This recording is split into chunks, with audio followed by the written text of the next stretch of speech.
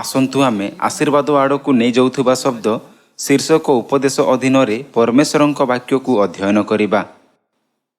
ଆସନ୍ତୁ ଆମେ ଯୋହନ ଅଧ୍ୟାୟ 3 ଦେଖିବା। ଯୋହନ ଅଧ୍ୟାୟ 3 ପଦ 3।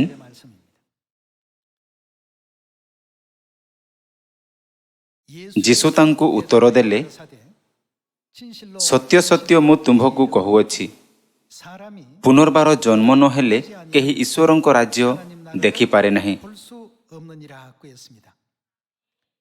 ଯଦି ଆମ୍ଭମାନଙ୍କ ଭୌତିକ ଜନ୍ମ ପ୍ରଥମ ଜନ୍ମ ଅଟେ, ତେବେ ଆମ୍ଭମାନଙ୍କ ଆତ୍ମିକ ଜନ୍ମ ଯୋହନ ଅଧ୍ୟାୟ 3ରେ ପୁନର୍ବାର ଜନ୍ମ ଭାବରେ ବର୍ଣ୍ଣନ କରାଯାଇଅଛି। ଧରି ନିଅନ୍ତୁ, ଅତୀତରେ ଆମେ ପ୍ରାୟତଃ ସହଜରେ କ୍ରୋଧିତ ହେଉଥିଲୁ, ବହୁତ ଅଭିଯୋଗ କରୁଥିଲୁ ଏବଂ ଅନ୍ୟମାନଙ୍କ ପ୍ରତି ନକାରାତ୍ମକ ଆଚରଣ କରୁଥିଲୁ। ଆମେ ଆମର ମନୋଭାବକୁ ନିୟନ୍ତ୍ରଣ କରିପାରୁନଥିଲୁ ଏବଂ ଆମେ ଲୋକଙ୍କ ଉପରେ କଠୋର ଚାପ ପକାଇଥିଲୁ। ପୁନର୍ବାର ଜନ୍ମ ହେବାର ଅର୍ଥ କ'ଣ ଦ୍ୱିତୀୟ ଥର ଜନ୍ମ ହେବା ନୁହେଁ? ଅତଏବ ବର୍ତ୍ତମାନ ଆମ୍ଭମାନଙ୍କୁ ସେହିମାନଙ୍କ ପରି ପୁନର୍ବାର ଜନ୍ମ ହେବା ଆବଶ୍ୟକ, ଯେଉଁମାନେ ପରମେଶ୍ୱରଙ୍କ ବାକ୍ୟର ଶକ୍ତି ଦ୍ୱାରା ଶୁଦ୍ଧ ଓ ସୁସ୍ଥ ହୋଇଅଛନ୍ତି, ଆଉ ଅଭିଯୋଗ, ଅଶିଷ୍ଟତା କିମ୍ବା ଈର୍ଷାର ଶବ୍ଦ କହନ୍ତି ନାହିଁ। ଆମକୁ ଅନ୍ୟମାନଙ୍କୁ ଉତ୍ସାହିତ କରୁଥିବା ଶବ୍ଦ କହିବା ଉଚିତ, ସମର୍ଥନ କରିବା ଏବଂ ସୁଦୃଢ଼ କରିବା, ଯାହାଦ୍ୱାରା ଆମେ ଆମ୍ଭମାନଙ୍କ ସ୍ୱର୍ଗୀୟ ଘରରେ ସୁରକ୍ଷିତ ଭାବରେ ଏକତ୍ର ପ୍ରବେଶ କରିପାରିବା। ଯଦି ଆମେ ଏପରି ଲୋକ ହେବା ଯେଉଁମାନେ କେବଳ ଏହିପରି ଶବ୍ଦ କହନ୍ତି, ତେବେ ପରମେଶ୍ୱର ଆମ୍ଭମାନଙ୍କୁ ସେହିମାନଙ୍କ ଶ୍ରେଣୀରେ ଅଂଶ ଦେବେ ନାହିଁ, ଯେଉଁମାନେ ସ୍ୱର୍ଗ ରାଜ୍ୟରେ ପ୍ରବେଶ କରିବେ ନାହିଁ। ପୁନର୍ବାର ଜନ୍ମ ନ ହେଲେ କେହି ଈଶ୍ୱରଙ୍କ ରାଜ୍ୟ ଦେଖିପାରେ ନାହିଁ। ସେ ଆମକୁ କହିବେ, ଆପଣଙ୍କ ଜୀବନ ସ୍ୱର୍ଗ ରାଜ୍ୟରେ ପ୍ରବେଶ କରିବା ପାଇଁ ଯୋଗ୍ୟ, ହଁ ନା? କେତେକ ସଦସ୍ୟ ପୁନର୍ବାର ଜନ୍ମ ହେବାର ଶିକ୍ଷାକୁ ହାଲୁକା ଭାବରେ ଗ୍ରହଣ କରନ୍ତି, ଯଦିଓ ସେମାନେ ବିଶ୍ୱାସ କରନ୍ତି ଯେ ନିସ୍ତାର ପର୍ବ ଏବଂ ବିଶ୍ରାମ ଦିନ ପାଳନ ନ କରିବା ଗ୍ରହଣୀୟ ନୁହେଁ ଏବଂ ଏହାର ଗମ୍ଭୀର ପରିଣାମ ଆଣିବ। ସମସ୍ତ ଲୋକ ପରମେଶ୍ୱରଙ୍କ ବାକ୍ୟର କୌଣସି ଅଂଶ ଏମିତି ନାହିଁ ଯାହାକୁ ହାଲୁକା ଭାବରେ ଗ୍ରହଣ କରିବା ଉଚିତ। ଆସନ୍ତୁ ମାଥ୍ୟୁ ଅଧ୍ୟାୟ 5 ପଦ 20 ଉପରେ ଏକ ନଜର ପକାଇବା। ମାଥ୍ୟୁ ଅଧ୍ୟାୟ 5 ପଦ 20। କାରଣ ମୁଁ ତୁମ୍ଭମାନଙ୍କୁ କହୁଅଛି, ତୁମ୍ଭମାନଙ୍କ ଧାର୍ମିକତା ଶାସ୍ତ୍ରୀ ଓ ଫାରୁସୀମାନଙ୍କ ଧାର୍ମିକତା ଅପେକ୍ଷା ଅଧିକ ବେଶୀ ନ ହେଲେ, ତେବେ କ'ଣ ହେବ? ତୁମ୍ଭେମାନେ କୌଣସି ପ୍ରକାରେ ସ୍ୱର୍ଗ ରାଜ୍ୟରେ ପ୍ରବେଶ କରିବ ନାହିଁ। କ'ଣ ଏହା ମଧ୍ୟ ପରମେଶ୍ୱରଙ୍କ ଦ୍ୱାରା ଦିଆଯାଇଥିବା ବ୍ୟବସ୍ଥା ନୁହେଁ କି? ସେ ଗୁରୁତ୍ୱ ଦେବା ପାଇଁ କୌଣସି ପ୍ରକାରେ ଶବ୍ଦକୁ ଅନ୍ତର୍ଭୁକ୍ତ କରିଥିଲେ। ଆମ୍ଭମାନଙ୍କୁ ପୁନର୍ବାର ଜନ୍ମ ହୋଇ ପରମେଶ୍ୱରଙ୍କଠାରେ ନୂତନ ଲୋକ ଭାବରେ ସୃଷ୍ଟି ହେବା ଉଚିତ ଏବଂ ସ୍ୱର୍ଗର ଲୋକମାନଙ୍କର ସଦୃଶ୍ୟ ହେବା ଉଚିତ। କ'ଣ ଆମେ ଆମ ଶବ୍ଦ, କାର୍ଯ୍ୟ ଏବଂ ଆଚରଣରେ ଜଗତର ଲୋକମାନଙ୍କଠାରୁ ଭିନ୍ନ ଭାବରେ ସ୍ୱୀକୃତିପ୍ରାପ୍ତ ହେବା ଉଚିତ ନୁହେଁ? ଆସନ୍ତୁ ଆମେ ପରବର୍ତ୍ତୀ ପଦ ଉପରେ ଏକ ନଜର ପକାଇବା। ପଦ 21। ତୁମ୍ଭେମାନେ ଶୁଣିଅଛ ଯେ ପୁରା କାଳରେ ଲୋକମାନଙ୍କୁ କୁହାଯାଇଥିଲା, ନରହତ୍ୟା କର ନାହିଁ, ଆଉ ଯେ କେହି ନରହତ୍ୟା କରେ ସେ ବିଚାର ସ୍ଥାନରେ ଦଣ୍ଡନୀୟ ହେବ। କିନ୍ତୁ ମୁଁ ତୁମମାନଙ୍କୁ କହୁଅଛି, ଯେ କେହି ଆପଣା ଭାଇ ଉପରେ କ୍ରୋଧ କରେ ସେ ବିଚାର ସ୍ଥାନରେ ଦଣ୍ଡନୀୟ ହେବ। ପୁଣି ଯେ କେହି ଆପଣା ଭାଇକି ମୂର୍ଖ ବୋଲି କହେ ସେ ମହାସଭାରେ ଦଣ୍ଡନୀୟ ହେବ। ମୂର୍ଖ ଏବ୍ରୀ ଭାଷାରେ ଅପମାନ ଅଟେ, ଆଉ ଯେ କେହି ପାଷାଣ୍ଡ ବୋଲି କହେ ସେ ଅଗ୍ନିମୟ ନରକରେ ଦଣ୍ଡନୀୟ ହେବ। ସିଓନରେ ଆମେ କଦାପି ଏପରି କଥା କାହାକୁ କହିବା ଉଚିତ ନୁହେଁ, ହଁ ନା? ଏପରି ଶବ୍ଦ ଅଛି ଯାହା ଆଶୀର୍ବାଦ ଆଣିଥାଏ, ପରମେଶ୍ୱରଙ୍କୁ ପ୍ରେରିତ କରିଥାଏ ଏବଂ ଆମକୁ ସ୍ୱର୍ଗରେ ପ୍ରବେଶ କରିବାକୁ ଅନୁମତି ଦେଇଥାଏ। ତେବେ ଆମ୍ଭମାନଙ୍କୁ ବାଇବଲରୁ ଶିଖିବାକୁ ହେବ ଏବଂ ସେଗୁଡ଼ିକୁ ଅଭ୍ୟାସରେ ପ୍ରୟୋଗ କରିବାକୁ ହେବ।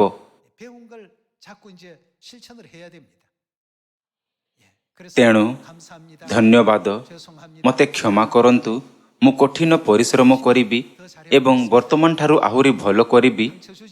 ଏହି ଶବ୍ଦଗୁଡ଼ିକ ସର୍ବଦା ସିଓନରେ ରହିବା ଉଚିତ, କାରଣ ସେମାନେ କୌଣସି କ୍ଷତି କରନ୍ତି ନାହିଁ, ବରଂ ଅନ୍ୟମାନଙ୍କ ପ୍ରତି ସମ୍ମାନ ପ୍ରଦର୍ଶନ କରନ୍ତି। आमको यह कहवा शिखिबाकु हेबो आसंतु आमे सद्भाव एवं एकतारे कार्य करिबा। जोहन अध्याय 3 रे यीशु कहिले पुनर्बार जन्म न हेले केही ईश्वरंक राज्य देखि पारे नहीं एवं माथ्यू अध्याय 5 रे से कहिले तुम्हमानंक धार्मिकता शास्त्री और फारूसी मानंक धार्मिकता अपेक्षा अधिक बेसी न हेले तुम्हे माने कोनोसी प्रकार स्वर्ग राज्य रे प्रवेश करिबो नहीं। आसंतु प्रथम थेसलोनिकीय अध्याय 5 रे मध्य एहारो निश्चित करिबा। प्रथम थेसलोनिकीय अध्याय 5 पद 7 जेणु जो माने निद्रा जानती से माने रात्रि रे निद्रा जानती और जो माने माताल हुअंती से माने रात्रि रे माताल हुअंती किंतु आसो आम्हे माने कहारो दिवसर संतान हेबारु विश्वास और प्रेम रूप उरस्त्राण परिधान करी परित्राणर भार स्वरूप चिरस्त्राण मस्तक दे सचेतन रही थाउ। कारण ईश्वर आम्भमानंकु क्रोधर पात्र हेबा निमंते निरूपण न करी बरं आम्भमानंक प्रभु यीशु ख्रीष्टंक द्वारा परित्राण प्राप्त हेबा निमंते निरूपण करी अछंती। आसंतु पद 15 प्रति ध्यान देउथै जानिबा जे परित्राण प्राप्त लोकंकु सर्वदा केउ शब्दर व्यवहार करिबा उचित। पद 15 रे लेखा अछि सावधान केही काहारी प्रति अपकार बदलरे अपकार न करू आमे कोन करिबा पई चेष्टा करिबा उचित बरं तुम्हे माने सर्वदा परस्परर और समस्तंकर मंगल करिबाकु सचेष्ट हुओ सर्वदा आनंद करो। आमे आउ कोन करिबा उचित निरंतर प्रार्थना करो आउ आमे कोन करिबा उचित सबु अवस्थारे धन्यवाद दियो कारण तुम्हमानंक विषय रे ख्रीष्ट यीशुंको ठारे यह ईश्वरंको अभिमत। बाइबल आमको यह शिक्षा दिए जेतेबेले आमे जीवन अतिबाहित करू बेले बेले आमे क्रोधित बा विव्रत होई जाऊ एवं आमर भावना को नियंत्रण करि पारि न थाउ। तथापि आमको स्मरण करिबा उचित तुम्हमानंक धार्मिकता शास्त्री और फारूसी मानंक धार्मिकता अपेक्षा अधिक बेसी न हेले तुम्हे माने कोनोसी प्रकार स्वर्ग राज्य रे प्रवेश करिबो नाही। यह व्यतीत आमे स्मरण करिबा उचित पुनर्बार जन्म न हेले केही ईश्वरंक राज्य देखि पारे नाही। जेतेबेले आमे सांसारिक भावरे जीवन यापन करू सेतेबेले आमे सहजरे बचसा करिथौ अभियोग करू विरक्ति समालोचना ईर्षा क्रोध अहंकार एवं घमंड पाई नत होई जाऊ। जो माने ईश्वरंको ठारे पुनर्बार जन्म प्राप्त हुवंती से माने एही विषय गुड़िक प्रति कोन करिबा उचित आमे समस्ते एथिरु मुक्ति पाइबा आवश्यक। एपरी लोक कुआड़े जिबे से माने स्वर्ग को जिबे। प्रथम थेसलोनिकीय अध्याय 5 पद 15 रे एहा कुहा जाइछि सावधान केही काहारी प्रति अपकार बदलरे अपकार न करू बरंच तुम्हे माने सर्वदा परस्परर और समस्तंकर मंगल करिबाकु सचेष्ट हुओ। आमे एपरी प्रतिक्रिया एवं कथा कहिबार प्रयास करिबा उचित जहा द्वारा आमे अन्य लोकमानंक उपरे सकारात्मक प्रभाव पकई पारिबा। जदि आकस्मिक परिवर्तन कष्टकर होई पारे जदि आमे 10 थर अभियोग करू तेबे आसंतु याहाकु 5 को ह्रास करिबा तापरे 2 को एवं शेषरे गोटिए मध्य करिबा नाही जहा द्वारा आमे धीरे धीरे ख्रीष्टंको ठारे रूपांतरित होई पारिबा। तेबे आमे कोन करिबा उचित आमे सर्वदा आनंदित हेबा आवश्यक। जेतेबेले आमे खुशी होइथौ आमे अभियोग करि न थाउ होना आमे सबु अवस्थारे कोन करिबा उचित जेतेबेले आमे आनंदित होइथौ आमे केबे हेले अभियोग करि न थाउ सर्वदा आनंद करो निरंतर प्रार्थना करो एवं सबु अवस्थारे धन्यवाद दियो यह परमेश्वरंको इच्छा। एपरिकी जदि आपणक स्वामी स्त्री किंबा पिला माने एपरि किछि कहंती जहा आपणकु टिके असहज अनुभव करे तेबे एही मानसिकता सहित उत्तर दियंतु मु बुझी पारुछि जे एहा होई पारे एवं सेमानंकु स्वर्गर लोक भावरे दयालु भावरे व्यवहार करंतु। दया करी मने रखंतु जे एपरि कहिबा द्वारा आशीर्वाद स्वर्गरे थरे 2 थर 10 थर 100 थर एवं एपरिकी 1000 थर मध्य जमा हेबो। यह कोन परमेश्वरंको आज्ञा नुहे कि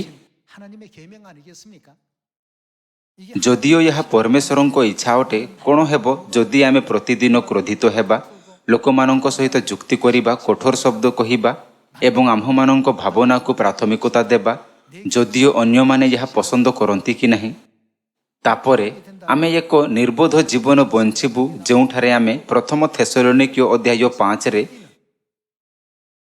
ଦତ୍ତ ନିୟମକୁ ନିରନ୍ତର ଉଲ୍ଲଙ୍ଘନ କରିବା, ଏହା ଜାଣିବା ସତ୍ତ୍ୱେ ଯେ ତାହା ପରମେଶ୍ୱରଙ୍କ ଇଚ୍ଛା ଏବଂ ସମସ୍ତ ବିଷୟକୁ ଅବଜ୍ଞା କରିବା।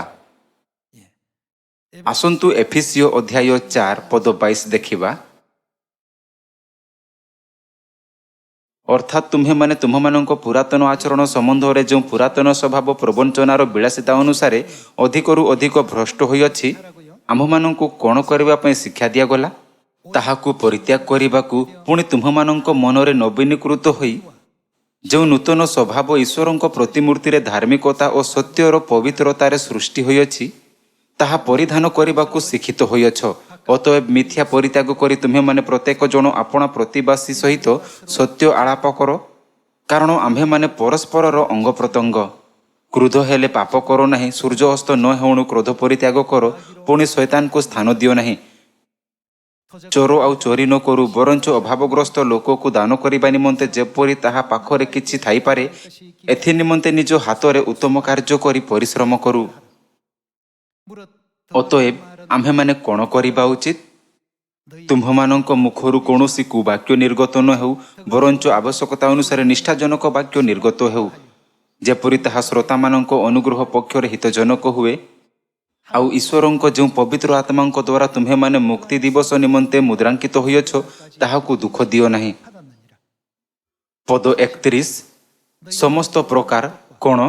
କଟୁଭାବ, ରାଗ, କ୍ରୋଧ, କୋହଳ ଓ ନିନ୍ଦା, ପୁଣି ସମସ୍ତ ପ୍ରକାର ହିଂସା ତୁମ୍ଭମାନଙ୍କ ଠାରୁ ଦୂର ହେଉ। ପରମେଶ୍ୱର ଆମ୍ଭକୁ ସେହିମାନଙ୍କ ଠାରୁ ମୁକ୍ତି ପାଇବାକୁ ଆଜ୍ଞା ଦିଅନ୍ତି, କିନ୍ତୁ କେତେକ ଏହାକୁ ଗୁପ୍ତ ରଖନ୍ତି। ଯଦି ଏହାକୁ ଫୋପାଡ଼ିବା ପରମେଶ୍ୱରଙ୍କ ଆଜ୍ଞା ଅଟେ, ତାହା ହେଲେ ତାହା କରିବା ପରମେଶ୍ୱରଙ୍କ ବ୍ୟବସ୍ଥାକୁ ପାଳନ କରିବା ଅଟେ। କ'ଣ ଆଜି କେହି ଅଛନ୍ତି ଯିଏ ନିଜ ପକେଟରେ ଏହା ଚିନ୍ତା କରୁଥାଏ କିଛି ଲୁଚେଇ ରଖିଛନ୍ତି? ଏହା ଫୋପାଡ଼ିବା ପାଇଁ ବହୁତ ମୂଲ୍ୟବାନ ଅଟେ। ଆଜି ଆରାଧନା ସମାପ୍ତ ହେବାର ଠିକ୍ ପରେ ଆସନ୍ତୁ ଆମେ ତାହା ଫୋପାଡ଼ି ଦେବା। ପରମେଶ୍ୱର କୁହନ୍ତି, ସମସ୍ତ ପ୍ରକାର ହିଂସା ତୁମମାନଙ୍କ ଠାରୁ ଦୂର ହେଉ। ଆସନ୍ତୁ ପଦ 32କୁ ଯିବା। ଆମେ ପରସ୍ପର ପ୍ରତି କିପରି ବ୍ୟବହାର କରିବା ଉଚିତ? ଆଉ ପରସ୍ପର ପ୍ରତି ସଦୟ ହୁଅ। ଆମେ ଆଉ କ'ଣ କରିବା ଉଚିତ? କୋମଳ ହୃଦୟ ହୁଅ। ଆମ୍ଭମାନଙ୍କୁ ସେହି ପାପୀମାନଙ୍କ ପ୍ରତି ସହାନୁଭୂତି ହେବା ଉଚିତ, ଯେଉଁମାନେ ଯଦି ସେମାନେ ଶେଷ ପର୍ଯ୍ୟନ୍ତ ସତ୍ୟରେ ରୁହନ୍ତି ନାହିଁ, ତେବେ ସେମାନଙ୍କୁ ନରକର ଅନନ୍ତ ଅଗ୍ନିରେ ଯିବାକୁ ପଡ଼ିବ। ପୁଣି ଈଶ୍ୱର ଖ୍ରୀଷ୍ଟଙ୍କଠାରେ ତୁମ୍ଭମାନଙ୍କୁ ଯେପରି କ୍ଷମା କଲେ, ସେହିପରି ପରସ୍ପରକୁ କ୍ଷମା କର। ଅଧ୍ୟାୟ 5 ପଦ 1 ଅତଏବ ପ୍ରିୟ ସନ୍ତାନମାନଙ୍କ ପରି ଈଶ୍ୱରଙ୍କ ଅନୁକାରୀ ହୁଅ। ଖ୍ରୀଷ୍ଟ ଯେପରି ତୁମମାନଙ୍କୁ ପ୍ରେମ କଲେ, ପୁଣି ଆମ୍ଭମାନଙ୍କ ନିମନ୍ତେ ଈଶ୍ୱରଙ୍କ ଉଦ୍ଦେଶ୍ୟରେ ସୁଗନ୍ଧି ନୈବେଦ୍ୟ ଓ ବଳି ସ୍ୱରୂପେ ଆପଣାକୁ ଉତ୍ସର୍ଗ କଲେ, ସେହିପରି ପ୍ରେମରେ ଆଚରଣ କର। ସ୍ୱର୍ଗର ଲୋକମାନଙ୍କ ଭାବରେ ଆମେ ଖ୍ରୀଷ୍ଟଙ୍କ ଗୌରବମୟ ପ୍ରତିମୂର୍ତ୍ତିରେ ରୂପାନ୍ତରିତ ହେବା ଏବଂ ଅନନ୍ତ ଜୀବନ ଏବଂ ଆଶୀର୍ବାଦର ଉପଭୋଗ କରିବା। ତେବେ କ'ଣ ଆମେ ଏହି ପୃଥିବୀରେ ଗୌରବମୟ ପ୍ରତିମୂର୍ତ୍ତି ହାସଲ କରିବାର ଅଭ୍ୟାସ କରିବା ଉଚିତ ନୁହେଁ କି? କ'ଣ ଆମକୁ ଅଭ୍ୟାସ ନ କରିବା ଭଲ ହେବ କି?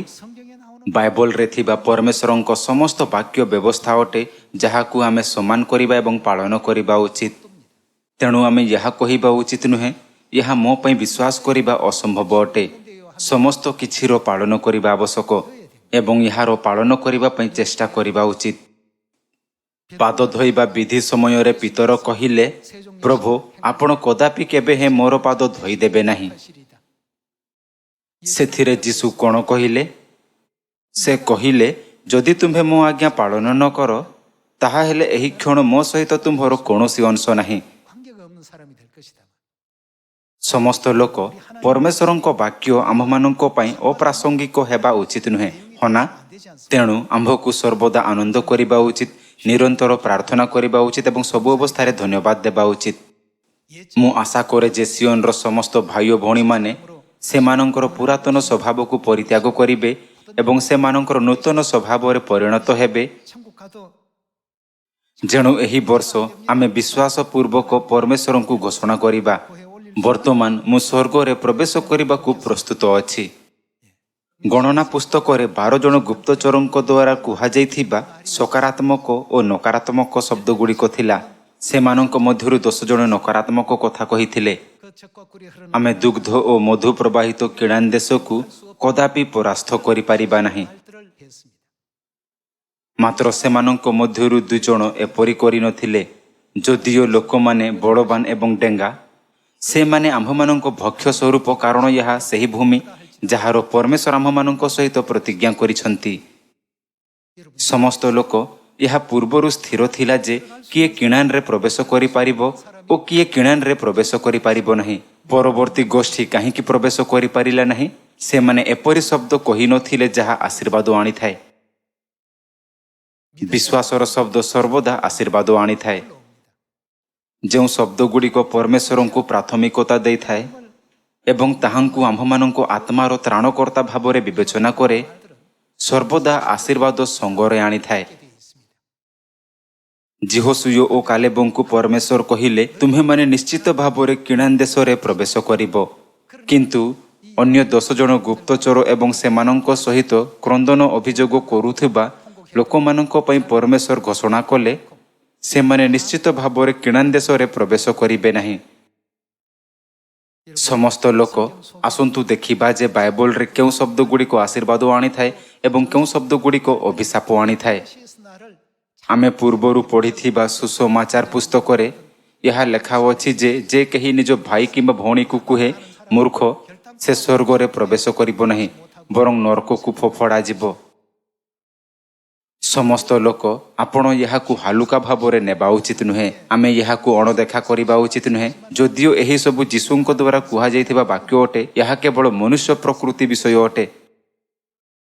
ଏହା ମଧ୍ୟ ପରମେଶ୍ୱରଙ୍କ ଦ୍ୱାରା ଏକ ମହତ୍ତ୍ୱପୂର୍ଣ୍ଣ ବିଚାରର ମାନକ ଭାବରେ ସ୍ଥାପିତ ହୋଇଛି, ଯାହା ସ୍ୱର୍ଗକୁ ଯାଉଥିବା ଏବଂ ନରକକୁ ଯାଉଥିବା ଲୋକମାନଙ୍କୁ ପୃଥକ କରେ। ଆମ ସିଓନ ପରିବାରର ପ୍ରତ୍ୟେକ ସଦସ୍ୟଙ୍କ ବିଷୟରେ ପରମେଶ୍ୱର ଆମ୍ଭମାନଙ୍କୁ ସେମାନଙ୍କ ସହିତ କାହା ସମାନ ବ୍ୟବହାର କରିବାକୁ ଆଜ୍ଞା ଦିଅନ୍ତି? ତୁମ୍ଭେମାନେ ମୋହର ଏହି କ୍ଷୁଦ୍ରତମ ଭ୍ରାତୃବୃନ୍ଦଙ୍କ ମଧ୍ୟରୁ ଜଣକ ପ୍ରତି ଏହା କରିଥିବାରୁ ମୋ ପ୍ରତି ହିଁ ତାହା କରିଅଛ। ଲେଖା ଅଛି, ମୋ ପ୍ରତି ହିଁ ତାହା କରିଅଛ। ସରଳ ଭାବରେ କହିବା, ତେବେ ଆପଣ ପରମେଶ୍ୱରଙ୍କ ସହିତ କରିଛନ୍ତି। ଯେତେବେଳେ ଆମେ ଆମ୍ଭମାନଙ୍କ ମଧ୍ୟରେ କ୍ଷୁଦ୍ରତମ ସୁଦୃଢ଼ କରିବା ନିମନ୍ତେ ଉତ୍ସାହର ଶବ୍ଦ କହୁ, ସେତେବେଳେ ଆମେ ପରମେଶ୍ୱରଙ୍କ ସହିତ କଥାବାର୍ତ୍ତା କରୁ। ଆସନ୍ତୁ ଆମେ ବାଇବଲ ମାଧ୍ୟମରେ ଏହାକୁ ନିଶ୍ଚିତ କରିବା। ଆସନ୍ତୁ ଆମେ ମାଥ୍ୟୁ ଅଧ୍ୟାୟ 25 ପଦ 40 ଉପରେ ଏକ ନଜର ପକାଇବା। ପୁଣି ରାଜା ସେମାନଙ୍କୁ ଉତ୍ତର ଦେବେ, ମୁଁ ତୁମ୍ଭମାନଙ୍କୁ ସତ୍ୟ କହୁଅଛି, ତୁମ୍ଭେମାନେ ମୋହର ଏହି କ୍ଷୁଦ୍ରତମ ଭ୍ରାତୃବୃନ୍ଦଙ୍କ ମଧ୍ୟରୁ ଜଣକ ପ୍ରତି ଏହା କରିଥିବାରୁ ମୋ ପ୍ରତି ହିଁ ତାହା କରିଅଛ। ଏଠାରେ ଲୋକଙ୍କୁ 2ଟି ଗୋଷ୍ଠୀରେ ବିଭକ୍ତ କରାଯାଇଛି। ଡାହାଣ ପାର୍ଶ୍ୱରେ ଥିବା ଗୋଷ୍ଠୀ ଯାହାକୁ ଯୀଶୁ ଆଶୀର୍ବାଦ ଦିଅନ୍ତି ଏବଂ ବାମ ପାର୍ଶ୍ୱରେ ଥିବା ଗୋଷ୍ଠୀ ଯାହାକୁ ସେ ଦଣ୍ଡ ଦିଅନ୍ତି। ତେବେ କ'ଣ ଏହି ଲୋକମାନେ ପ୍ରକୃତରେ ପରମେଶ୍ୱରଙ୍କ ସହିତ ଏପରି ବ୍ୟବହାର କଲେ କି? ସେମାନେ ସିଧାସଳଖ ପରମେଶ୍ୱରଙ୍କ ସହିତ ଏହା କଲେ ନାହିଁ। ତଥାପି ପରମେଶ୍ୱରଙ୍କ ଠାରେ ବିଶ୍ୱାସ କରୁଥିବା ପ୍ରତ୍ୟେକ କ୍ଷୁଦ୍ରତମ ପ୍ରତି ସେମାନଙ୍କର କାର୍ଯ୍ୟର ଅର୍ଥ କ'ଣ? ପରିଶେଷରେ ଏହା ନିର୍ଣ୍ଣୟ କରିବା ପାଇଁ ଏକ ଗୁରୁତ୍ୱପୂର୍ଣ୍ଣ ମାନଦଣ୍ଡ ହୋଇଗଲା ଯେ ସେମାନେ ସ୍ୱର୍ଗ ଯିବେ ନା ନରକ। ଆସନ୍ତୁ ପଢ଼ିବା ଜାରି ରଖିବା। ପଦ 33ରେ ଲେଖା ଅଛି, ମେଷମାନଙ୍କୁ ଆପଣା ଦକ୍ଷିଣ ପାର୍ଶ୍ୱରେ ଓ ଛାଗମାନଙ୍କୁ ବାମ ପାର୍ଶ୍ୱରେ ରଖିବେ। ସେତେବେଳେ ରାଜା ଆପଣା ଦକ୍ଷିଣ ପାର୍ଶ୍ୱସ୍ଥ ଲୋକଙ୍କୁ କହିବେ, ଆସ ମୋହର ପିତାଙ୍କ ଆଶୀର୍ବାଦ ପାତ୍ରମାନେ, ତୁମ୍ଭମାନଙ୍କ ନିମନ୍ତେ ଜଗତର ପତନାବଧି ଯେଉଁ ରାଜ୍ୟ ପ୍ରସ୍ତୁତ କରାଯାଇଅଛି ସେଥିରେ ଅଧିକାରୀ ହୁଅ। କାରଣ ମୁଁ କ୍ଷୁଧିତ ଥିଲି, ତୁମ୍ଭେମାନେ ମୋତେ ଭୋଜନ କରିବାକୁ ଦେଲ, ତୃଷିତ ଥିଲି, ମୋତେ ପାନ କରିବାକୁ ଦେଲ, ପ୍ରବାସୀ ଥିଲି, ମୋତେ ଆଶ୍ରୟ ଦେଲ, ଉଲଙ୍ଗ ଥିଲି, ମୋତେ ବସ୍ତ୍ର ପରିଧାନ କରାଇଲ, ପୀଡ଼ିତ ଥିଲି, ମୋତେ ଶଙ୍ଖୋଳିଲ, କାରାଗାରରେ ଥିଲି, ମୋ ନିକଟକୁ ଆସିଲ। ସେଥିରେ ଧାର୍ମିକମାନେ ତାହାଙ୍କୁ ଉତ୍ତର ଦେବେ, ହେ ପ୍ରଭୁ, କେବେ ଆମ୍ଭେମାନେ ଆପଣଙ୍କୁ କ୍ଷୁଧିତ ଦେଖି ଆହାର ଦେଲୁ ଅବା ତୃଷିତ ଦେଖି ପାନ କରିବାକୁ ଦେଲୁ? ଆଉ କେବେ ଆପଣଙ୍କୁ ପ୍ରବାସୀ ଦେଖି ଆଶ୍ରୟ ଦେଲୁ କିମ୍ବା ଉଲଙ୍ଗ ଦେଖି ବସ୍ତ୍ର ପରିଧାନ କରାଇଲୁ? ଆଉ କେବେ ଆପଣଙ୍କୁ ପୀଡ଼ିତ ଅବା କାରାଗାରସ୍ଥ ଦେଖି ଆପଣଙ୍କ ନିକଟକୁ ଗଲୁ? ପୁଣି ରାଜା ସେମାନଙ୍କୁ ଉତ୍ତର ଦେବେ, ମୁଁ ତୁମ୍ଭମାନଙ୍କୁ ସତ୍ୟ କହୁଅଛି, ତୁମ୍ଭେମାନେ ମୋହର ଏହି କ୍ଷୁଦ୍ରତମ ଭ୍ରାତୃବୃନ୍ଦଙ୍କ ମଧ୍ୟରୁ ଜଣକ ପ୍ରତି ଏହା କରିଥିବାରୁ ମୋ ପ୍ରତି ହିଁ ତାହା କରିଅଛ। ସେ ବିଚାର କଲେ ଯେ ଆବଶ୍ୟକ କରୁଥିବା ଭାଇ ଓ ଭଉଣୀମାନଙ୍କ ଯତ୍ନ ନେବା, ସେମାନଙ୍କ ସମର୍ଥନ କରିବା 힘을 ଉତ୍ସାହିତ କରିବା, 이런 ଶକ୍ତି ଦେବା 전부 내게 ଏବଂ ସେମାନଙ୍କୁ ସାନ୍ତ୍ୱନା ଦେବା ତାଙ୍କ ପାଇଁ ଏହା କରିବା ସହିତ ସମାନ। ଆସନ୍ତୁ ପଦ 41 ଦେଖିବା। ତତ୍ପରେ ସେ ବାମ ପାର୍ଶ୍ୱସ୍ଥ ଲୋକଙ୍କୁ ମଧ୍ୟ କହିବେ, ରେ ସାପଗ୍ରସ୍ତମାନେ ମୋ ସମ୍ମୁଖରୁ ଦୂର ହୋଇ ଶୈତାନ ଓ ତାହାର ଦୂତମାନଙ୍କ ନିମନ୍ତେ ପ୍ରସ୍ତୁତ କରାଯାଇଥିବା ଅନନ୍ତ ଅଗ୍ନି ମଧ୍ୟକୁ ପ୍ରସ୍ଥାନ କର। ଅନ୍ୟ ଅର୍ଥରେ କ'ଣ ଏହାର ଅର୍ଥ ନୁହେଁ କି ସେମାନଙ୍କୁ ନର୍କର ଅନନ୍ତ ଅଗ୍ନିରେ ନିକ୍ଷେପ କରାଯିବ? ଆସନ୍ତୁ ପଦ 42 ଦେଖିବା। 주지 아니하였고 କାରଣ ମୁଁ କ୍ଷୁଧିତ ଥିଲି, ତୁମ୍ଭେମାନେ ମୋତେ ଭୋଜନ କରିବାକୁ ଦେଲ ନାହିଁ, ତୃଷିତ ଥିଲି, ମୋତେ ପାନ କରିବାକୁ ଦେଲ ନାହିଁ, ପ୍ରବାସୀ ଥିଲି, ମୋତେ ଆଶ୍ରୟ ଦେଲ ନାହିଁ, ଉଲଙ୍ଗ ଥିଲି, ମୋତେ ବସ୍ତ୍ର ପରିଧାନ କରାଇଲ ନାହିଁ, ପୀଡ଼ିତ ଓ କାରାଗାରସ୍ଥ ଥିଲି, ମୋତେ ଶଙ୍ଖଳିଲ ନାହିଁ। 하여 가로되 주여 ସେଥିରେ ସେମାନେ ମଧ୍ୟ ଉତ୍ତର ଦେବେ, ହେ ପ୍ରଭୁ, 것이나 목마르신 କେବେ ଆମ୍ଭେମାନେ ଆପଣଙ୍କୁ କ୍ଷୁଧିତ କି ତୃଷିତ, ପ୍ରବାସୀ କି ଉଲଙ୍ଗ, ପୀଡ଼ିତ କି କାରାଗାରସ୍ଥ ଦେଖି ଆପଣଙ୍କର ସେବା କଲୁ ନାହିଁ? ସେଥିରେ ସେ ସେମାନଙ୍କୁ ଉତ୍ତର ଦେବେ, ମୁଁ ତୁମ୍ଭମାନଙ୍କୁ ସତ୍ୟ କହୁଅଛି, 이 지금 ଏହି କ୍ଷୁଦ୍ରତମମାନଙ୍କ ମଧ୍ୟରୁ ଜଣକ ପ୍ରତି ଏହା କରିନଥିବାରୁ ମୋ ପ୍ରତି ହିଁ ତାହା କରିନାହଁ। 아니한 것이라 하시니라. ଆଉ ଏମାନେ ଅନନ୍ତ ଶାସ୍ତି, କିନ୍ତୁ ଧାର୍ମିକମାନେ ଅନନ୍ତ ଜୀବନ ଭୋଗ କରିବାକୁ ଯିବେ। ଏହା ନିର୍ଣ୍ଣୟ କରେ ଯେ କିଏ ସ୍ୱର୍ଗକୁ ଯିବ ଏବଂ କିଏ ନର୍କକୁ ଯିବ। 우리는 ଆମେ ଭାବୁ ଯେ ଏହା ନୂତନ ନିୟମର ଅଂଶ ନୁହେଁ, କାରଣ ଆମେ ନିସ୍ତାର ପର୍ବ, ବିଶ୍ରାମ ଦିନ ଏବଂ ପରମେଶ୍ୱରଙ୍କ ନୂତନ ନିୟମର ବ୍ୟବସ୍ଥାକୁ ପାଳନ କରୁ। 아닌 줄 알고 있습니다. ସମସ୍ତ ଲୋକ ନୂତନ ନିୟମର ସମସ୍ତ ଦିଗ ଶେଷରେ ଆମର ଚରିତ୍ରକୁ ରୂପ ଦିଅନ୍ତି। ତାଙ୍କ ପାପପୂର୍ଣ୍ଣ ସନ୍ତାନମାନଙ୍କୁ କ୍ଷମା କରିବା ପାଇଁ କ'ଣ ପରମେଶ୍ୱର ତାଙ୍କ ମାଂସ ଏବଂ ରକ୍ତକୁ ବଳିଦାନ କଲେ ନାହିଁ? 살을 내놓으시고 피 흘려서 ତାହାଙ୍କ ପ୍ରେମକୁ ପ୍ରଦର୍ଶିତ କରୁଥାଇ ଏବଂ ଆମମାନଙ୍କୁ ମୃତ୍ୟୁରୁ ଅନନ୍ତ ଜୀବନ ପର୍ଯ୍ୟନ୍ତ ନେତୃତ୍ୱ ଦେଇନାହାନ୍ତି? 풀지 않았습니까? ଯେତେବେଳେ ଆମେ ନିସ୍ତାର ପର୍ବର ରୋଟି ଭୋଜନ ଏବଂ ନିସ୍ତାର ପର୍ବର ଦ୍ରାକ୍ଷାରସ ପାନ କରିଥାଉ, ତେବେ ଆମେ କାହା ବିଷୟରେ ଚିନ୍ତା କରିବା ଉଚିତ? ଆମେ ପାପୀମାନଙ୍କ ପାଇଁ ପରମେଶ୍ୱରଙ୍କ ପ୍ରେମ ଏବଂ ବଳିଦାନ ବିଷୟରେ ଚିନ୍ତା କରିବା ଉଚିତ। ମୁଁ ମଧ୍ୟ ଆମମାନଙ୍କ ଭାଇ ଓ ଭଉଣୀମାନଙ୍କ ପାଇଁ ଏହି ପ୍ରକାର ଜୀବନଯାପନ କରିବା ଉଚିତ। 이런 어떤 ଏହି ପ୍ରକାର ଭାବନା ନୂତନ ନିୟମରେ ଜୀବିତ ହେବା ଉଚିତ। 정말 ପ୍ରକୃତରେ 주위에 ଆମ୍ଭେମାନେ ସିଓନର ଆଶୀର୍ବାଦ ପ୍ରାପ୍ତ ସନ୍ତାନ ହେବା ଉଚିତ, 은총을 부르고 ଯେଉଁମାନେ ଆଶୀର୍ବାଦ, ପରମେଶ୍ୱରଙ୍କ ଅନୁଗ୍ରହ ଏବଂ ସୁସମାଚାରର ଚମତ୍କାରକୁ ଆଣିପାରିବେ। 되셔야 되겠고요.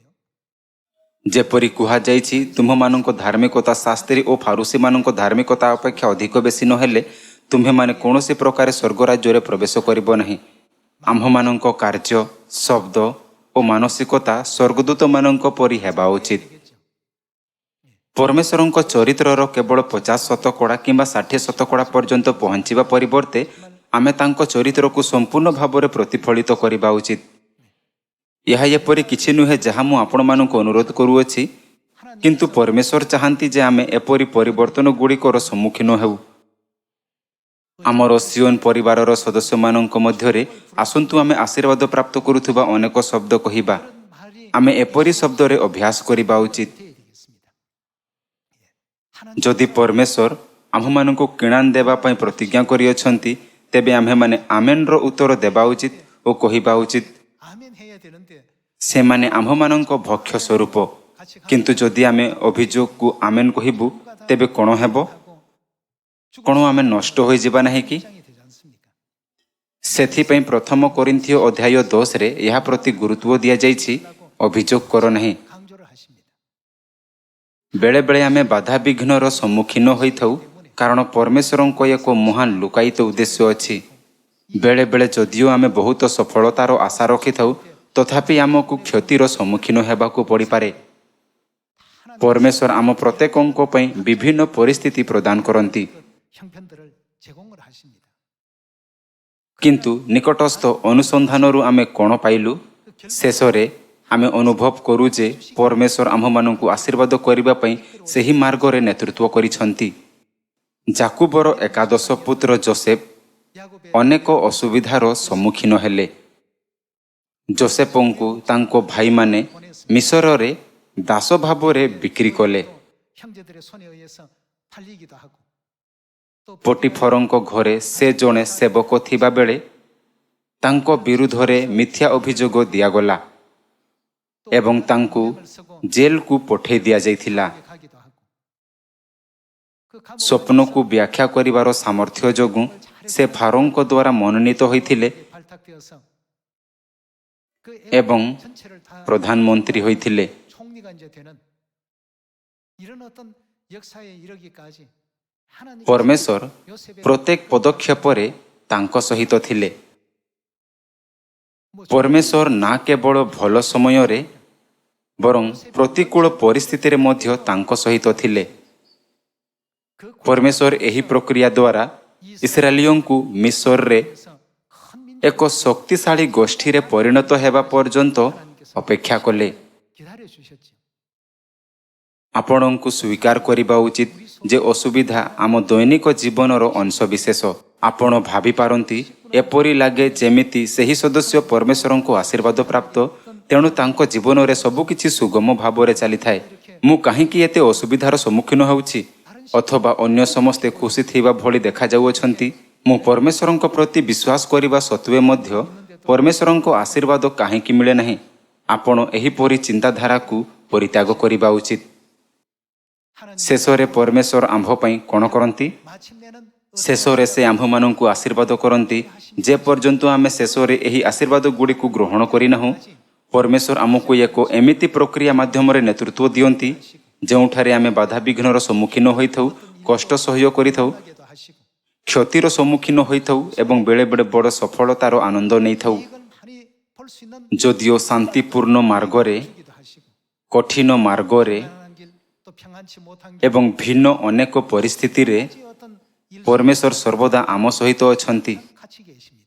ଯଦିଓ ଆମେ ମୃତ୍ୟୁ ଛାୟାର ଅନ୍ଧକାରମୟ ଉପତ୍ୟକା ଦେଇ ଗମନ କରୁ, ତଥାପି ପରମେଶ୍ୱର କ'ଣ କରନ୍ତି? 이게도 어떻게 କ'ଣ ସେ କୁହନ୍ତି ନାହିଁ ଯେ ସେ ଆମ ସହିତ ରହିବେ, ଆମର ଜ୍ୟୋତି ହେବେ ଏବଂ ଆମର ଜ୍ୟୋଷ୍ଠୀ ହେବେ? 하시라고 하지 않았습니까?